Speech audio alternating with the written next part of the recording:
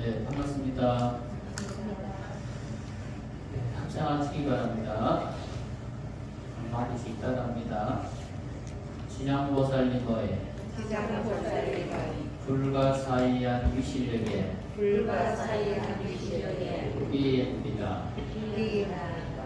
거룩하신 지장보살님의 불가사의한 위실력에 위의합니다. 거룩하신 지장보살님의 불가사의한 위실력에 귀의합니다. 네, 반갑습니다.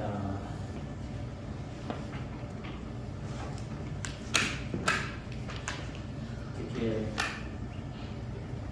저번 강의했던 거 이렇게 또 한번 복습들 한번 해보셨습니까? 그래서 한번 꼭 이렇게 한번 더 읽어보시면 좋겠습니다. 네, 오늘 이제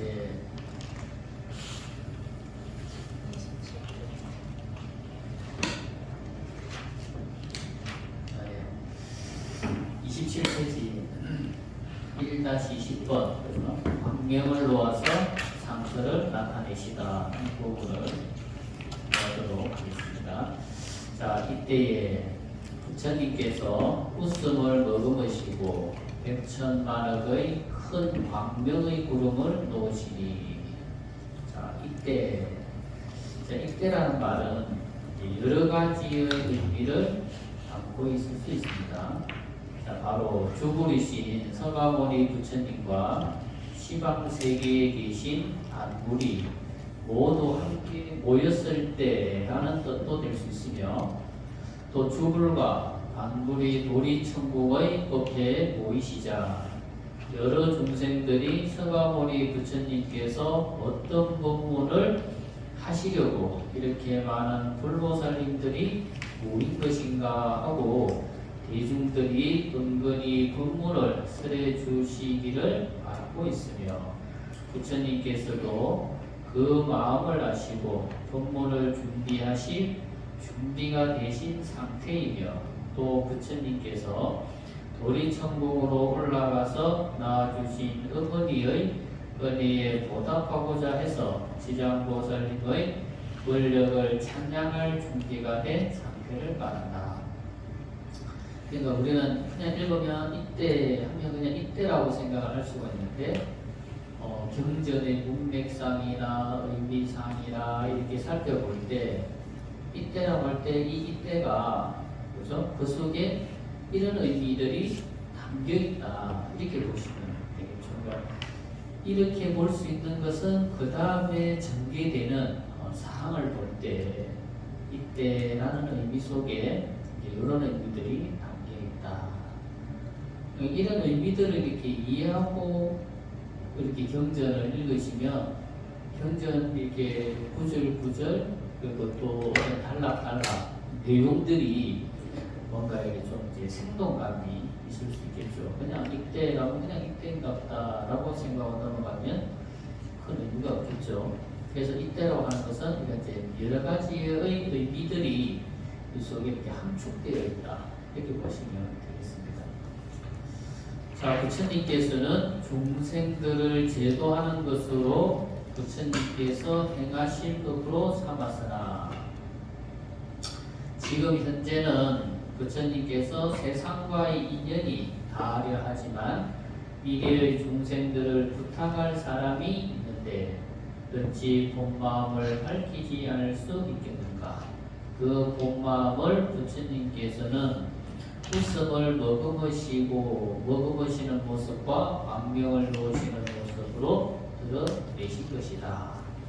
그러니까 웃음을 머금고 그리고 큰 광명의 구름을 놓으시는 그런 모습들이 그 속에 이런 의미들이 담겨 있다, 이렇게 생각하시면 되겠습니다. 그래서 부처님께서는 세상과 인연이 다르고 있고, 또 미래 중생들을 누구에게 부탁을 해야 되지 않습니까? 그러니까 부처님 법이 온전히 남아있고 전해질 때는 그래도 부처님 법으로서 중생들이 구제가 되지만, 만약에 무불시대가 돼서 부처님이 법도 또 부처님이 가르침을 이렇게 이끌어주고 전해줄 청보도 없는 그런 세상이 될 때는 정말 암흑천지와 같은 광명이 없는 세상이 되는데, 그런 세상이 되었을 때라도 어리석은 중생들, 불쌍한 중생들, 그런 중생들을 구제할 사람을 부처님께서 말씀하시고 또 부촉해 줄 필요성이 있는 거죠. 그리고 그런 무불시대가 왔을 때 중생들을 구제해 줄 수 있는 그런 보살님이 계시기 때문에 그런 마음이 웃음으로 머금고 또 광명을 넣는 모습으로 이렇게 드러났다, 이렇게 보시면 되겠습니다. 자, 넘어가서요. 자, 앞으로 100천만억 대광명을 구름을 놓으시는데, 지금 여기의 도리천공 신통품 제1, 그리고 열애찬탄품 제6, 그리고 견문이익품 제12에서도 모두 부처님께서 광명을 놓으시지만, 여기 도리천공 신통품 제1의 방광, 이 방광이라는 것이 광명을 놓다, 이런 뜻이죠. 광명을 놓는 것이 열애찬탄품 제6에서 놓는 광명과 성격이 같다고 하겠다. 그러니까 여기 지장명에서 광명을 놓는 내용이 3번이 나온다는 거죠. 그러니까 도리천공 신통품 제1에서 한 번, 그리고 이제 열애찬탄품이라고 하는 품에서 또 한 번, 그리고 견문이익품이라고 하는 12번째 품에서 또 한 번, 이렇게 나오는 3번의 광명이 나오는데, 그 중에 1번과 6번이 부처님께서 놓는 광명의 어떤 성격이 이제 같다, 이렇게 보는 거예요. 그래서 여기 도리천공 신통품 제1과 열애찬탄품 제6에서는 부처님의 온몸으로 광명을 넣으시고, 견문 이익품 제12에서는 부처님의 정수리에서 광명을 넣으신다. 그러니까 1품과 6품은 온품에서 광명을 이렇게 싹 넣으시고, 이제 12품에서는 정수리에서 이렇게 광명을 넣으신다는 거죠. 우리 이제 태화에도 보면 이렇게 부처님 몸에 이렇게 광명으로 이렇게 그림이 형상을 해놨지 않습니까? 이게 몸에 원광이 있고 또 광명을 비치는 형상으로 이렇게 오색으로 이렇게 줄기 나지 않습니까?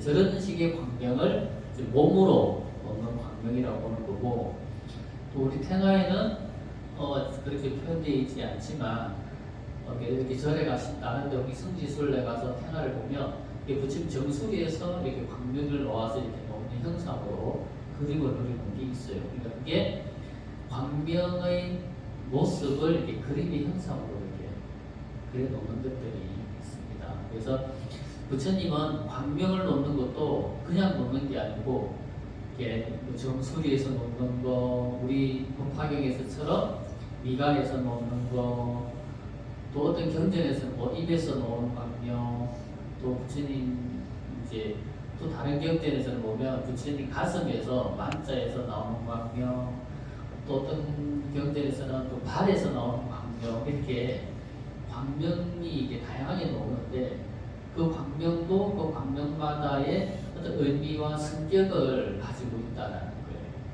부처님이 놓으시는 광명. 그래서 항상 설법하시기 전에 광명을 먼저 넣으시는데, 그 광명을 넣고 난 다음에 그 다음에 부처님께서 설법을 하시거든요. 그러면 그 광명도 일종의 뭡니까? 그것도 일종의 언어와 같은 말씀을 내포하고 있다는 거죠. 그래서 최고의 근기가 있는 사람은 그 광명을 놓는 모습만 보고도 부처님께서 무슨 말씀을 하시려고 하는지를 아는 거고, 그 광명의 모습으로도 다 이제 이해를 못하는 사람들에게 부처님께서 설법을 하시는 거예요. 그러니까 이제 광명은 이렇게 생각하시면 되겠죠. 부처님이 무언설법,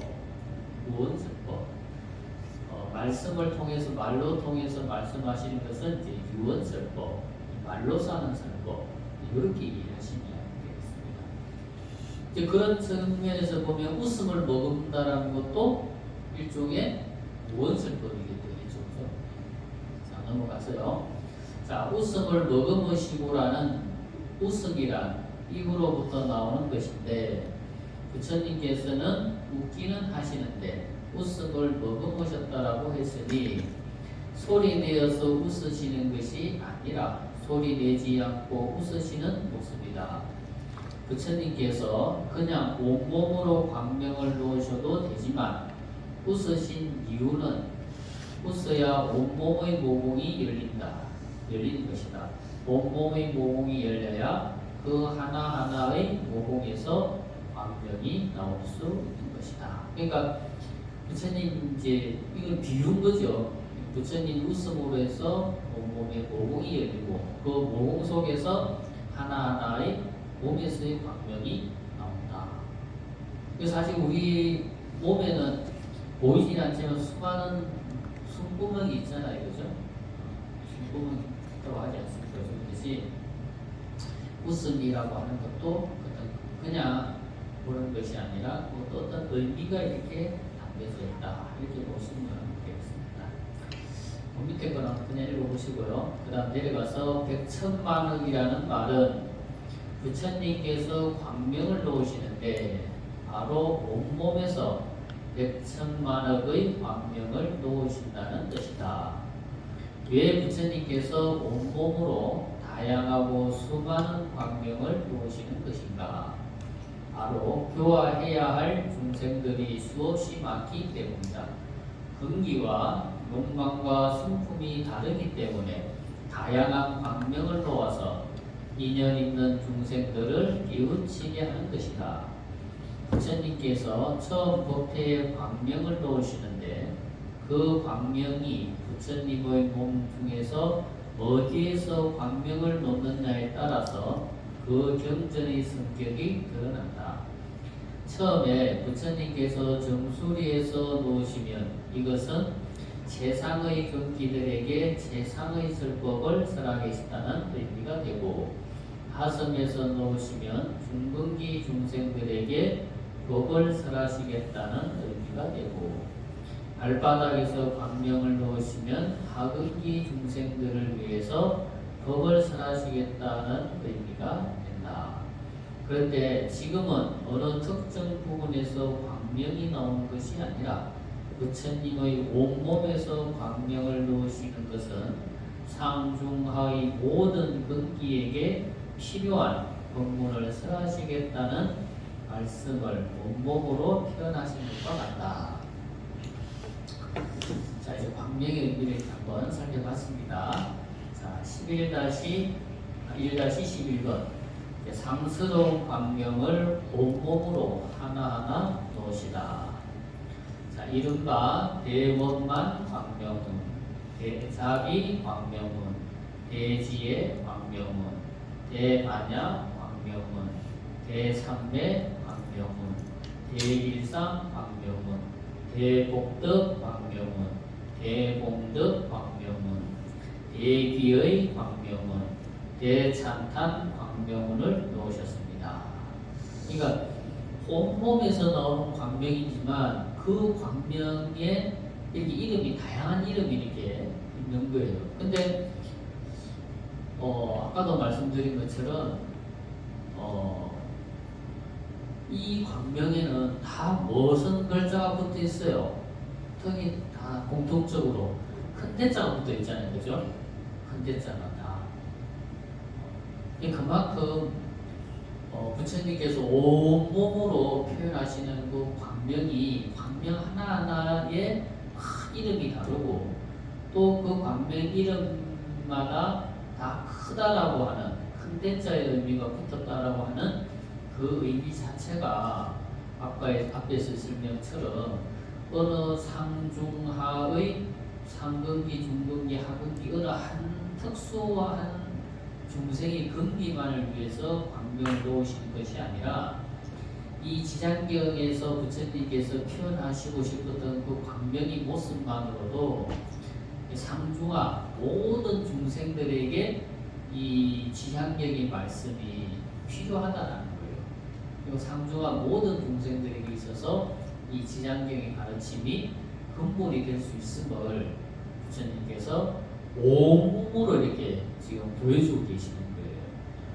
그러니까 한 광명을 놓으시는데 이렇게 수많은 광명이 놓고 그 수많은 광명에 다양한 이름이 붙고 또 그 이름에 큰 대자가 붙는 게 그렇게 흔하지가 않다라는 거예요. 부처님 경전을 보시면 이게 유일하게 이 지장경에서 이렇게 다양한 광명과 그 다양한 광명에 큰 대자가 붙는다는 거. 그만큼 지장경이 가지고 있는 의미가 다른 경전과 비교했을 때 하등 낮다거나 하찮다거나 이렇게 낮은 경전이 가르침이 절대 아니라는 거예요. 자, 한번 설명을 보겠습니다. 자, 여기에서 10가지의 광명의 이름만 열거하였다. 수많은 광명의 구름을 놓으신다고 하고는 10가지의 광명만 놓으시는 이유는 다름이 아니라 10가지의 광명이 근본이 되기 때문이다. 그리고 이 10가지의 광명은 부처님만 가지고 계신 광명이 아니라 우리 모든 중생의 마음속에 본래 갖추어져 있는 광명이다. 우리도 갖추고 있는 광명의 이름을 한번 살펴보도록 하겠다. 자, 첫 번째, 대원만 광명인 거죠. 대원만이란 우리의 마음이 트럭만큼이라도 모자람이 없다는 뜻이다. 그러니까 마음의 측면에서 보면 부처님과 우리는 마음이라는 측면에서 보면 하등의 차이가 없는 거예요. 그 반야신경에 보면 뭡니까? 부정, 불감, 불구, 부정, 그죠? 육부정을 이야기하지 않습니까? 그죠? 그러니까 그 마음의 측면, 마음이라고 하는 측면에서 보면 뭔가 중생이라고 해서 적고 부처님이라고 해서 큰다거나 부처님이라고 해서 깨끗하고 중생이라고 해서 더럽다거나 그런 게 아니라는 거예요. 마음의 측면에서 똑같다는 겁니다. 자, 우리의 마음 그대로가 광명으로 드러난 것이다. 우리가 부처님께 기도를 지극한 마음으로 하면 기도의 감흥이 있는 이유는 다름이 아니라 바로 우리의 마음과 부처님의 마음이 하나도 다르지 않고 똑같기 때문이다. 우리의 마음과 부처님의 마음이 하나로 연결되어 있지만 우리가 느끼지 못하고 기도의 감흥이 잘 나타나지 않는 이유는 우리와 부처님의 사이를 갈라놓는 무명이라는 본때가 작용을 하기 때문이다. 자, 이 무명의 속성은 분별하고 나누는 작용을 하는데 부처님과 우리가 다르다고 보고 느끼게 하는 작용을 하기 때문에 내가 곧 부처라는 생각을 일으키지 못하는 것이다.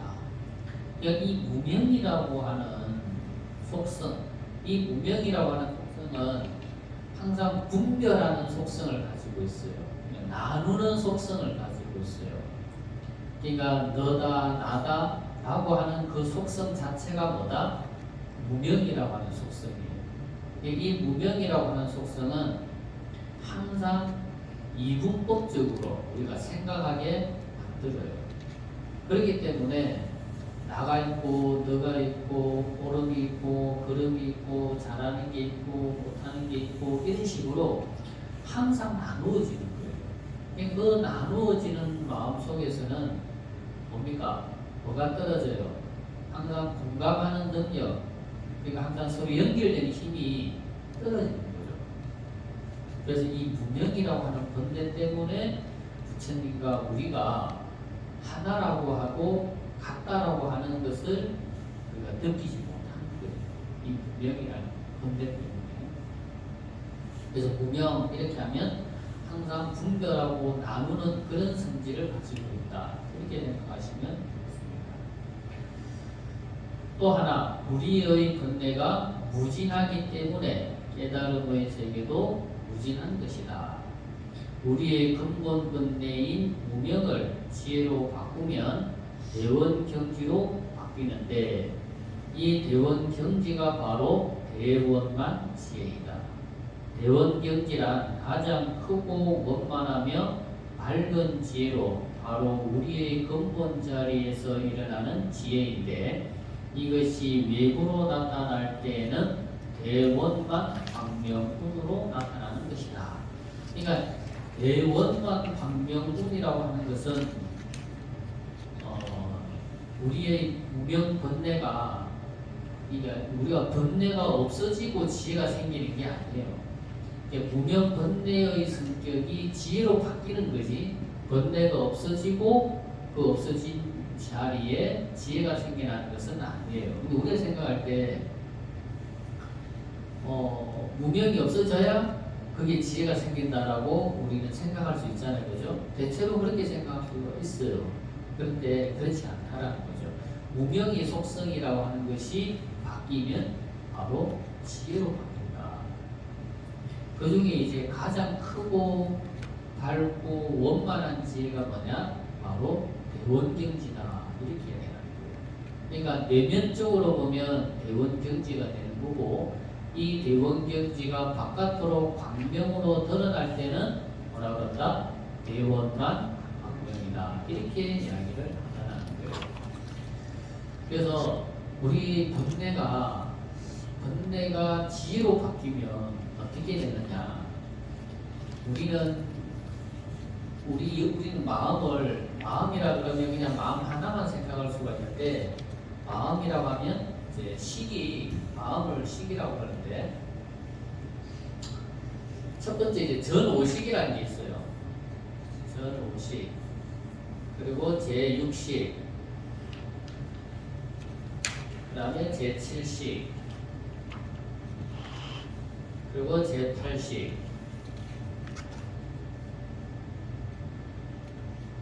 이렇게 있는데 전오식이 이게 이제 무명이 지혜로 바뀌면 뭐로 바뀌냐? 이게 지혜로 바뀌면 성소작지라고 해요. 요 지자는 지혜 지자예요. 성소작지로 바뀌어요. 이게 성소작지라는 건 뭐냐면 이제 어떤 행위를 하든 항상 아름다운 모습으로서 아름다운 행위를 한다는 거예요. 항상 행동하는 게 지혜로운 행동을 한다는 거죠. 그러니까 업장을 짓고 나쁜 행위를 하는 것이 아니라 항상 어떤 행위를 하면 그 행위 모습이 아름다운 모습으로 나타난다는 거예요. 그 다음에 제6식이 지혜로 바뀌면 뭐라 그러냐면 묘관찰지라고 해요. 묘관찰지는 뭐냐면 이 제6식이라는 것이 뭐냐면 여러분들이 지금 현재 보고 듣는 게 제6식이거든요. 제6식. 근데 이 제6식은 우리는 번뇌 속에서 우리 제6식이 작동을 하기 때문에 항상 내가 보고 싶은 거를 보고 내가 듣고 싶은 걸 듣고 내가 말하고 싶은 걸 이야기를 해요. 그러니까 이 제6식은 상당히 이렇게 능력이 뛰어나서 뭐 이렇게 순간 쫙 봐도 뭐 여기 앉아 있는 모든 사람들이 무슨 옷을 입고 있는지 어떤 표정을 짓고 있는지 하나하나 놓치지 않고 다 알 수가 있어요. 그런데 번뇌가 끼어들면 내가 좋아하는 색을 입은 사람 옷은 잘 기억하는데 내가 좋아하지 않는 색을 입었을 경우는 잘 기억 못한다거나 뭐 그런 식으로 내가 이제 항상 좋아하는 쪽은 잘 기억을 하는데 좋아하지 않는 쪽은 기억을 못한다거나 내가 듣고 싶은 말은 잘 기억하는데 듣고 싶지 않은 말은 잘 기억 못한다거나 이런 경우가 있어요. 근데 이게 이제 지혜로 바뀌면 묘관찰지로 바뀔 때 이 묘라고 하는 자체가 묘라는 게 불가사의라는 뜻도 가지고 있거든요. 그러니까 이 묘관찰지로 보면 내가 좋아하고 안 좋아하고의 상태로 보고 호불호로 보는 게 아니기 때문에 다 모든 걸 다 기억할 수 있어요. 여기 있는 정보들을 다 있는 그대로. 그리고 모르는 것까지도 이렇게 딱 보면 저 사람이 옷 입고 있는 옷 입고 있는 거 뭐 있는 거 가지고도 다 기억을 하고 그 상태로 가지고도 다른 것까지 유추해 볼 수 있는 그런 뛰어난 지혜가 나온다는 거죠. 그런데 번뇌가 끼어들고 있으면 그런 것이 아니라 내가 보고 싶은 거, 내가 듣고 싶은 것만 보게 된다는 거죠. 그럼 이 제7식은 이 제7식이 지혜로 바뀌면 평등성지로 바뀐다 그러는데 이 제7식은 뭐냐면 항상 뭔가를 차별하는 거를 차별하는 의식을 가지고 있어요. 어떤 차별하는 의식이냐면 제7식이 뭐냐면 우리가 자의식이라고 하는 건데 항상 모든 것을 자기 기준으로 모든 것을 기준하고 판단하는 그런 성격이 제7식이에요. 그러면 제7식이 항상 모든 일에 끼어들면 호불호가 있고 진소가 있고 좋고 나쁨이 있고 시비가 있고 불평등이 있고 그런 항상 이분법적인 사고를 많이 나누는 게 바로 제7식이 하는 일인데 이 제7식이 번뇌로 있을 때는 그렇지만 이게 지혜로 바뀌면 불평등하던 사고가 평등한 사고로 바뀐다는 거예요. 평등한 사고. 그리고 마지막에 제8식이 무명번뇌에서 바뀌면 아까 말한 대원경지가 된다는 거예요. 가장 크고 원만하고 밝은 지혜로 바뀐다는 겁니다. 그래서 번뇌가 없어지고 지혜로 바뀌는 것이 아니라 그 번뇌가 바로 지혜의 성격으로 바뀐다. 이렇게 보시면 되겠습니다. 자, 두 번째 대자비 광용. 자, 대자비란 대자대비를 줄인 말인데 이것을 자비심이라고도 한다. 우리들이 발심할 때 이 자비심에 의지해서 발심을 해야 이 발심이 큰 힘을 가질 수 있고 큰 힘을 발휘할 수 있다. 그리고 반대로 끝없이 깨달음을 향해서 발심을 일으킬 때 또한 자비심도 방향을 잃지 않고 앞으로 나아갈 수가 있다. 우리가 앞으로 배울 지장보살님만 보더라도 지장보살님이 발심에서 본원을 세울 때 이런 말을 하셨다. 지옥이 텅 비지 않으면 맹세코 성불하지 않으리라 하시면서 발심하셨고 세우신 서원을 보더라도 이 서원 속에 얼마나 자비심이 절철 넘치는지 느낄 수가 있다. 이처럼 발심과 자비심이 함께해야 진정한 대자비심이 발현되는 것이다. 그러니까 우리가 자비심 이랬을 때 대자대비한 마음이라고 했을 때 그 대자대비한 마음이 어떤 마음이냐? 바로 여기서 말하는 발심이라고 하는 것이 하는 것과 대자대비라고 하는 마음이 합쳐져야지만이 바로 대자대비한 마음이 될 수 있다. 이렇게 보는 거죠. 그래서 발심이라는 것이 다른 게 아니라 바로 늘 자기 마음을 채찍질하며 자기 마음을 이렇게 올바른 쪽으로 갈 수 있도록 또 자기 마음이 바르게 갈 수 있도록 끊임없이 자기 자신의 마음을 채찍질하는 것. 그게 바로 발심이에요.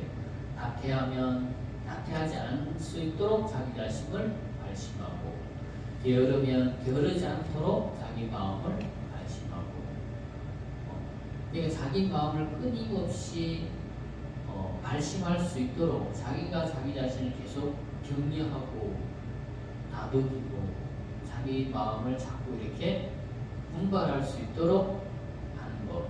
그게 바로 뭐냐? 발심이다. 그러니까 이 발심이라는 것이 대자대비한 마음과 결합이 될 때 어떻게 된다는 겁니까? 어떤 방향성을 잃지 않고 끊임없이 이 앞으로 나아갈 수 있는 원동력이 된다는 거죠. 원동력이. 사실 대자대비한 마음이 말은 쉬워도 얼마나 힘듭니까, 그죠?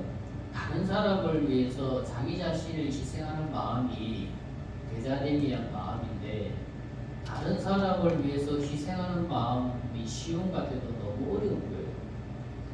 나는 선의로서 좋은 뜻으로 하지만 상대방은 늘 그거를 오해하고 곡해하고 할 수가 있거든요.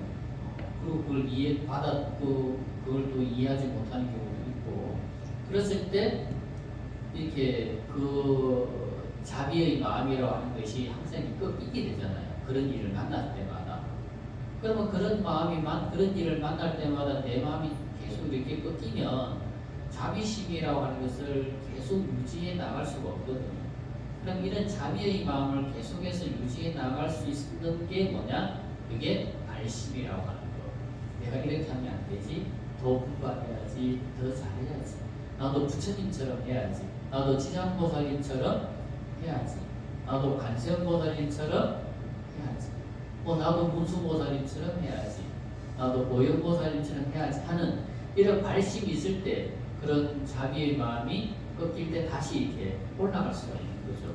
그래서 발심이 있을 때 그것을 대자대비한 마음이다. 이렇게 말할 수가 있는 거예요.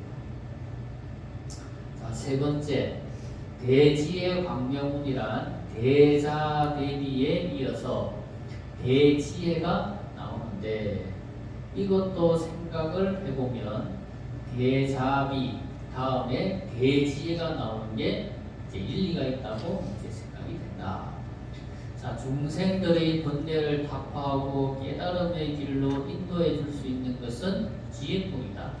하지만 이 지혜만 가지고 모든 중생들을 모두 깨달음의 길로 인도해 줄 수가 있다고 생각하면 큰 오산이다. 이 지혜만 있는 상태의 경지를 근해지라고 하는데, 근해지라는 말은 바짝 마른 장작처럼 감성이 메마른 지혜를 말하는 것으로, 감성이 메마른 지혜로는 중생을 이해시킬 수는 있지만 크나큰 감동을 주지는 못한다. 자비가 갖추어진 지혜라야 이해와 함께 무한한 감동을 함께 줄 수가 있는 것이다. 그래서 대지혜가 중요하지만 그 대지혜가 대자대비한 마음이 없는 대지혜는 그러니까 좀 건조하다라는 거죠. 그러니까 뭐 다른 사람의 어떤 문제를 지적해 줄 수는 있지만 그 사람의 마음을 공감하지 못하는 거죠. 그러니까 지적은 잘하는데 공감이 안 되는 거. 그게 이제 말하자면 자비심이 조금 부족한 지혜라고 하는 거예요. 그러니까 어떤 사람은 다른 사람의 충고도 잘하면서도 또 공감도 잘하고 또 이해도 잘하는 그런 사람들이 있잖아요, 그죠? 그런 사람들은 자비심이 함께하고 있기 때문에 그게 되는 거고, 자비심이 부족하면 사람이 좀 무미건조한 거죠. 바른 소리는 누구나 다 잘할 수가 있잖아요, 그죠? 그런데 바른 소리는 잘하면서 공감을 못하는 경우는 많거든요. 그렇기 때문에 대자비 광명이 나오고 그 다음에 대지의 광명이라고 하는 것이 나오는 것이 이치적으로 보나 순서적으로 보나 맞다라는 거지. 자, 그래서 이 10개의 광명이 이름으로 보면 독립적이지만 의미로 이렇게 이어서 보면 광명이 이게 뭐 대원만, 대자비, 대지혜가 그 다음 또 대반야도 마찬가지고 이렇게 의미상으로 서로 다 연결되어 있다라는 거예요. 그렇게 봐야 여기 광명이 좀 더 생동감이 있는 거죠. 따로따로 독립적으로 하나하나 별도로 보게 되면 조금 무미건조할 수가 있는 거예요.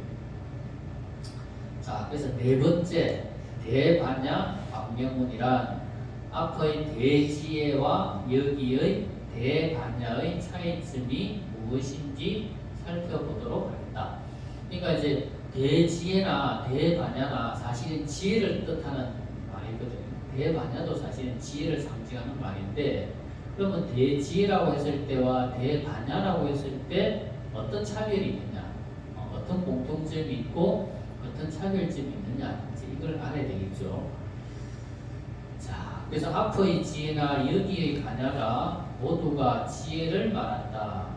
하지만 앞의 지혜는 계정의 삼합을 통해서 개발되는 지혜를 말하고, 여기의 반야지혜는 우리 본성 속에 본래부터 갖추어져 있는 지혜로 시비, 분별, 집착이 모두 사라진 무분별지를 말하는 것이다. 그러니까 앞의 대지혜는 불교의 기본 세 가지 수행법이 뭐라 했습니까? 제가 저번에 말씀을 드렸는데 계정해에서 사막이라고 말씀을 드렸잖아요. 그죠? 그래서 계, 정, 해, 이 사막을 통해서 완성되는 게 지혜인데, 그거는 뭐다?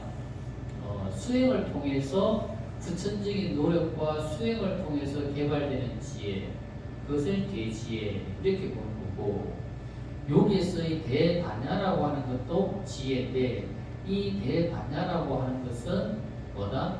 우리 본래 마음은 본래 청정한 마음이에요. 부처님과 똑같이 원만 부족한 본래 청정한 마음자리. 이 본래 청정한 마음자리에는 뭡니까? 본래 시비라든가 분별이라든가 집착이라든가 좋고 나쁨이라든가 옳고 그름이라든가 하는 것이 없는 거예요. 본래 청정한 마음자리에는. 그러니까 우리 마음자리가 본래 청정하고 깨끗한 그 마음에서 나오는 지혜가 뭐다? 대반야라는 거죠. 대반야. 자, 이것을 한번 의미를 전환해서 설명을 하자면, 대지혜는 이성을 바탕으로 한 지혜라고 한다면, 반야지혜는 감성에 바탕한 지혜라고 보는 것도 좋을 것 같다. 그러니까 이성적인 공부를 통해서 얻어진 지혜냐, 아니면 그것과 별개로 본래 우리 마음속에, 본래 깨끗한 마음속에 갖추어져 있는 지혜냐, 뭐 차이라는 거예요. 그러니까 이거 이제 선천적으로 우리가 다 누구나 청정한 마음속에서 본래 청정한 마음속에 가지고 있는 지혜는 대반야, 우리가 부천적인 노력을 수행을 통해서 얻어지는 지혜는 대지혜, 이렇게 이해하시면 되겠습니다. 다섯 번째, 대삼매 광명문이란, 대삼매는 인도의 말을 한문으로 번역한 것인데, 삼매라는 뜻은 점수라는 뜻을 가지고 있다. 점수란 다른 느낌을 말한다. 자, 이 느낌을 종합해 보면 대략 5가지로 분류할 수 있다. 자, 몸으로 2가지 느낌을 가지는데, 자, 첫 번째 괴롭다, 아니면 즐겁다. 또 하나 더 있으면, 또 하나 더 추가하면 그냥 무덤덤하다, 이런 것도 되겠죠. 자, 괴로움도 사람마다 다르기 때문에 무수한 괴로움의 감정이 존재하며, 즐거움도 또한 마찬가지다. 그리고 마음으로 또 2가지의 느낌을 가지는데, 바로 슬픔과 기쁨이다. 이 슬픔과 기쁨도 사람마다 다르기 때문에 무수한 슬픔과 기쁨을 가지게 된다. 그리고 마지막으로 담담한 느낌인데, 이 담담한 느낌이란 몸으로 느끼는 느낌에 대해서도 마음으로 느끼는 감정에 대해서도 모두 그냥 담담하게 느끼는 것을 말한다.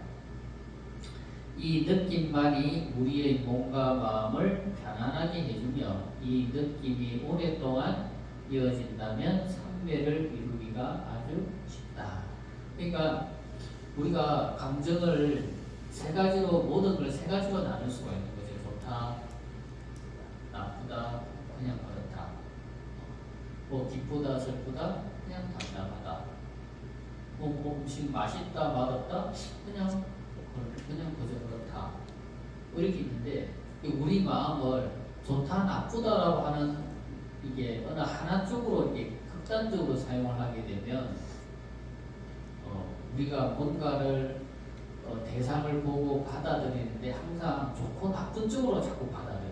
나는 저게 좋다, 안 좋다, 맛있다, 맛없다 쪽으로 계속 받아들이는데 그렇게 받아들이는 감정을 조금 더 누그러뜨려서 좀 무덤덤하게 받아들이는 거죠. 보는 것도, 듣는 것도, 뭐 내가 맛을 느끼는 것도 이런 것들을 자꾸 좋다, 안 좋다는 쪽으로 받아들이기보다는 조금 담담한 쪽으로 받아들이면 우리 마음이 그만큼 항상 좀 편안한 거죠. 어떤 눈으로 보고 귀로 들리고 냄새 맡아지고 또 내 느끼는 촉감이나 또 내 입에 들어오는 맛이나 이런 것들이 조금 그걸 통해서 내 마음이 혼란스러워지는 게 아니고 내 마음이 항상 조금 담담하고 좀 편안해진다는 거죠. 그런 상태가 돼야 우리가 기도라든가 공부라든가 수행을 할 때 조금 기도 공부 수행이 조금 빨리 좀 이렇게 익숙해지고 좀 빨리 이렇게 경지에 올라가기가 쉬워진다는 거죠. 마음의 안정을 찾기도 쉬워지고. 그래서 이게 삼매라고 하는 것이 있는 그대로 받아들이는 건데 이 정수라고 하는 말이 뭐냐면 있는 그대로 받아들이는 거예요. 있는 그대로. 자꾸 좋다 나쁘다로 받아들이는 것이 아니고 그냥 있는 그대로 받아들이는데 뭔가 좀 담담하게 받아들인다는 거죠. 담담하게. 그런 것들이 우리 마음 공부하고 기도하고 공부하는데 많은 도움을 준다는 겁니다. 자, 서방 극락 세계에는 이 모든 5가지 느낌이 없기 때문에 극락 세계라고 한다. 이 모든 느낌이 없기 때문에 우리 마음이 항상 청정할 수 있고 마음이 청정하기 때문에 평정심이 유지되며 마음이 청정하고 평등하기 때문에 언젠가는 깨달음을 성취할 수 있다는 것이다. 그러니까 지극한 즐거움이라는 것은 좋고 나쁨에서 오는 것이 아니고 내 마음의 담담함 속에서 정말 지극한 행복과 지극한 즐거움이 올 수가 있다는 거죠.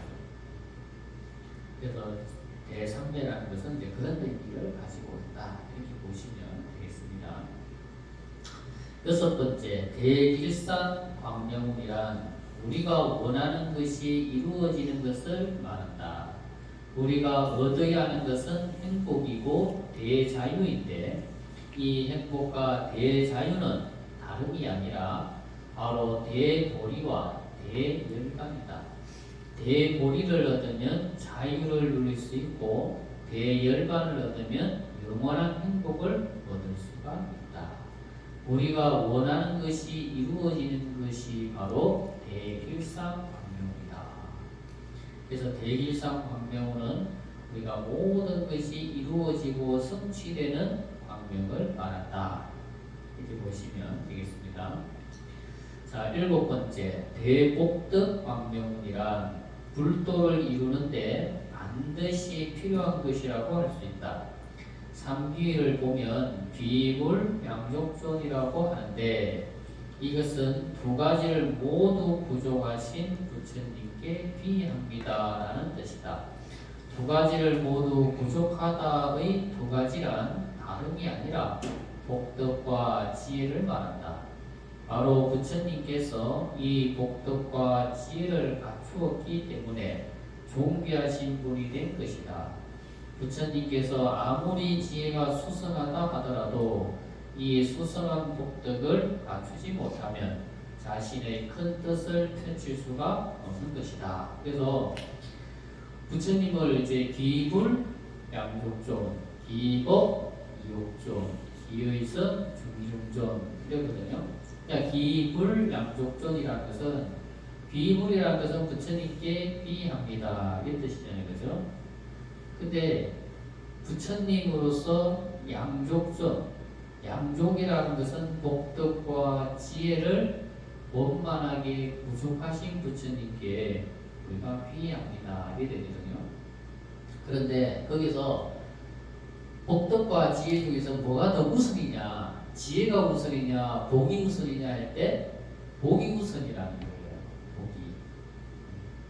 그러니까 지혜를 얻기 위해서는 수행을 해야 되는데 수행이라는 것도 복덕이 큰 사람이 수행을 하면 수행이 그만큼 복의 힘으로 더 잘 된다라는 거예요. 복의 힘으로.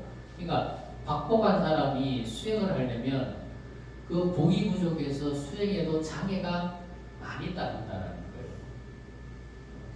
그래서 우리가 보면 뭐 100일 기도가 됐던 뭐 1년 기도가 됐던 1000일 기도가 됐던 기도를 시작을 하잖아요. 그죠? 근데 기도를 할 때마다 100일 기도를 시작하면 100일 기도를 잘 해나가는 사람들이 있는가 하면 기도를 잘 이게 끝을 마무리를 잘 못 짓는 분들이 간혹 많이 있어요. 그러면 어떤 사람들이 이렇게 이야기를 해요. 내가 기도할 때마다 마장이 항상 난 좀 심해서 기도가 잘 안 된다. 기도 해양을 잘 못한다. 이렇게 이야기를 하는데 물론 그것도 뭐 맞을 수도 있지만 기도 해양을 할 때마다 장애가 많다는 것은 내가 그만큼 복이 부족하다라는 것을 생각을 해야 되는 거예요. 그러니까 내가 복을 닦으면서 기도를 하면 그건 내가 꼭 닦는 복의 힘으로 기도가 쉬워지는데 내가 복이 부족하면 기도를 할 때마다 그런 장애가 많이 따르는 거예요. 왜 장애가 많이 따르느냐? 내가 뭔가를 얻기를 위해서 기도를 했어요. 기도 성취를 위해서 기도를 했는데 할 때마다 장애가 많아. 그래서 기도를 성취를 잘 못해. 그건 뭡니까? 내가 그것을 얻기 위해서 기도를 하는데 그게 내 복에 있는 거면 당연히 기도하는데 장애가 없겠죠. 근데 내 복에 없는 것을 내가 기도로서 부처님한테 가피를 입으려고 하다 보니까 내 복이 없는 걸 얻으려고 하니까 어떻게 됩니까? 장애가 자꾸 생기는 거예요. 이런저런 장애들이. 그게 뭐 외부적인 장애일 수도 있고 자기의 마음의 심리적인 장애일 수도 있고 또 다른 환경적인 장애일 수도 있고 이런 장애들이 생깁니다. 그러니까 그런 장애들을 극복해내고 이겨내고 어쨌든 간에 해양을 하게 되면 그러면 그만큼 내가 닦은 공덕에 의해서 그래도 내가 뭔가를 그 기도를 통해서 A가 아니면 B라도 내가 나한테 부처님 가피가 오게 되는데 그게 이제 아까도 말씀드린 것처럼 내복이 없는 걸 얻으려고 하다 보니까 오는 장애 때문에 그걸 이겨내지 못하고 중도에 그만두는 경우가 많은 거죠. 그래서 복이 많으면 기도도 마찬가지고 공부도 마찬가지고 수행도 마찬가지고 이게 나한테 좋은 기도를 하는데 좋은 도반이 생겨서 기도하기가 좋아진다거나 또 공부를 하는데도 좋은 도반이 생겨서 공부하는데 도움을 받는다거나 수행을 할 때도 좋은 또 도반이 생겨가지고 수행에 함께 수행해서 수행을 이루어 나가는 좋은 도반이 생긴다. 이렇게 되는 거예요. 근데 복이 없으면 도반을 만나도 기도하고 공부하고 수행한 도반보다는 뭔가 놀기 좋아하는 도반 만나거나 뭐 항상 그런 거죠.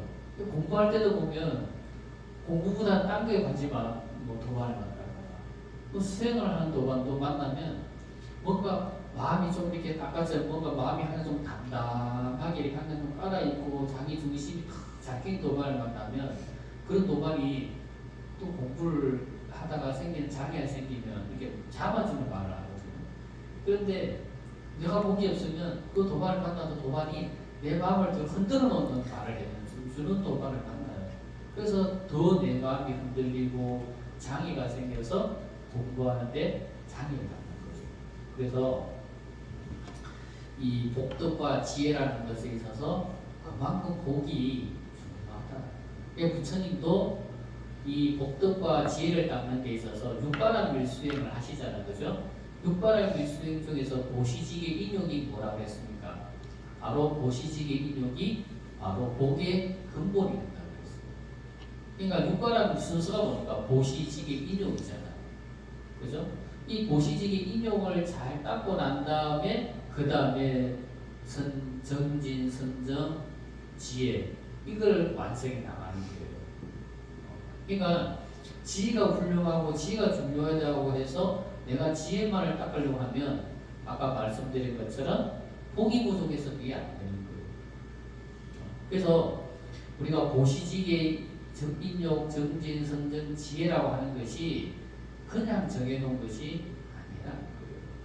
그러니까 우리가 절에 오면 우리 이렇게 노보살님들이 한 분이 보면 누구라고 말씀은 안 드리지만 항상 오면 그냥 빈손으로 와나 법회 때. 뭐 가면 뭐 김 하나라도 들고 오면 들고 와서 항상 놓고 또 돈천에라도 불전을 놓고 항상 절을 하시지 항상 보면 그 보살님은 빈손으로 오시는 분이 없어요. 그 부처님 전에. 그게 뭡니까?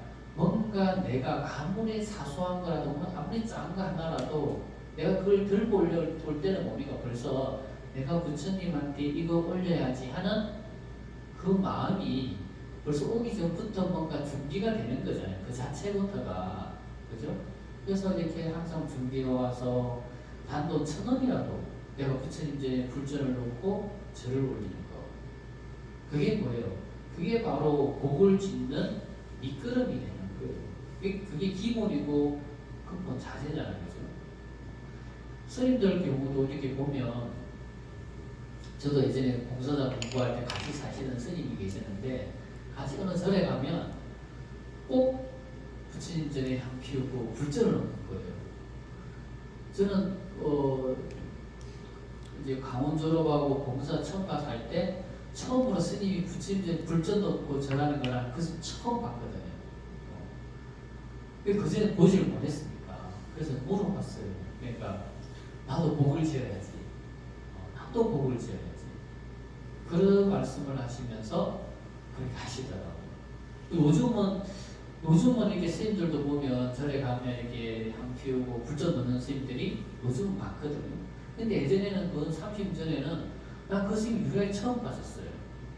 근데 항상 그 스님은 그렇게 하시더라고요. 그래서 내가 여쭤봤죠. 그분 이제 저도 한참 선대 스님이에요. 그래서 물 여쭤보니까 나도 복을 지어야지. 신도들만 복을 지으라는 법이 있느냐. 나도 불전 놓고 나도 복을 지어야 됩니다. 그래서 그렇게 하신다는 거예요. 그래서 거기서 나도 참 맞는 말이다. 맞는 말이다. 우리가 절에 있으면 신도들이 불전 놓는 돈으로 부처님 공양 올리고 절에 필요한 경비도 쓰고 하지만 정작 내가 다른 절에 가서는 거죠. 그냥 부처님한테 삼배만 하는 것보다 그것도 향이라도 올리고 또 나도 복을 짓기 위해서 이게 불전을 놓고 하는 거. 그게 참 중요한 거구나. 큰 걸 저도 느끼고 배운 적이 있었는데, 그러니까 이 보시라고 하는 것은 불교 수행에 있어서 정말 중요한 수행이에요. 왜냐하면 보시도 작은 거든 큰 거든 내가 자꾸 보시하는 속에서 내가 보시가 편하게 이루어져야 되는 거지. 보시도 내가 그것이 일상화되지 않으면 편안하게 그 보시라고 하는 것도 이루어지지 않는 거거든요. 그러니까 우리가 작은 보시는 누구나 잘할 수 있지만 또 큰 보시는 어렵잖아요. 그죠? 마찬가지로 작은 보시도 그것이 쌓이면 큰 보시가 되는 거고, 처음부터 큰 보시를 하려고 하기보다는 내가 작은 보시라도 해서 그것이 쌓여서 큰 복이 되고 큰 공덕이 되게끔 우리가 살면서 그런 보시의 공덕을 잘 닦으면 그게 복이 우리 삶의 미천이 돼요. 미천. 수행의 미천이 되고 여러분들의 공부의 미천이 되고 여러분들의 기도에 그게 큰 미천이 돼서 여러분들이 기도할 때 그 보시한 공덕을 받게 돼요. 또 공부할 때도 그런 좋은 행위를 닦았던 행위들이 내 공부하는 데 도움이 돼요. 또 여러분들 수행하는 데 분명히 내수에게 도움이 되는 도반을 만나거나 내수에게 도움이 되는 스승을 만나게 되거나 또 내수에게 도움이 되는 가족 중에서도 내수에게 도움을 주는 가족을 만나게 되는 거예요. 그래서 항상 복덕을 잘 닦는 것이 중요하다. 저는 그런 생각이 듭니다. 그리고 밑에는 이야기인데 잠깐 이제 그 이야기는 그냥 읽어보시고 간단하게 설명을 하면 이제 복이 얼마나 중요한지를 설명하는 거예요. 우리가 뭐 지혜도 중요하고 기술도 중요하고 노력도 중요하고 자기 타고난 용모도 중요하지만 우리가 살아가는데 가장 중요한 게 복이 가장 중요하다라고 하는 이야기가 옛날부터 있어서 이렇게 써놓은 거니까 이건 여러분들이 한번 읽어보시면 되고 그래서 우리가 사는데 중요한 것들 이성적인 판단도 중요하고 어떤 살아가는데 자기 기술도 중요하고 그리고 어떤 사람이 살아가는데 옛날 어르신 큰 스님들이 늘 하는 말씀이 있어요. 세상에서 제일 게으른 사람이 제일 쓸모없는 사람이다. 게으른 사람은 쓸데가 없다. 늘 그런 말씀을 많이 하시거든요. 그래서 사람은 뭔가를 잘하고 못하는 걸 그걸 떠나서 사람은 부지런해야 돼요. 부지런한 거. 또 부지런한 것도 중요하고 또 사람은 타고난 용모도 중요할 수 있어요. 그죠? 타고난 용모도 중요할 수 있지만 이 네 가지보다 가장 중요하고 가장 우선한 게 뭐다? 타고난 복이 가장 중요하다라고 하는 이야기. 이 이야기는 뭐 스님들 본문에서도 많이 하는 이야기고 하니까 이야기를 한번 읽어보시는 걸로 하고 그다음 8번째로 이제 넘어가겠는데 잠깐 한 10분 쉬었다가 이어서 8번째 대공덕 명문을 공부해 보도록 하겠습니다. 잠깐 휴식하도록 하겠습니다.